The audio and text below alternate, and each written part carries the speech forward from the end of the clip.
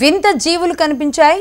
తూర్పుగోదావరి జిల్లా మామిడి కుదురు పాశరలపూడి నదీ తీరం వెంట కుప్పలు తెప్పలుగా ఈ జీవులు ఉన్నాయి. జలగల మాదిరిగా ఉన్న ఈ జీవులు వలలో వస్తున్నాయని మత్స్యకారులు అంటున్నారు.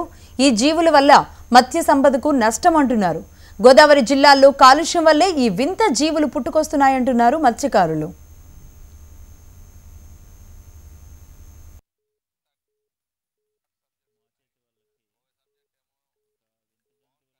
అని చెప్పేసి మత్స్యకారులు ఆందోళన చెందుతున్నారని చెప్పి తెలిసింది.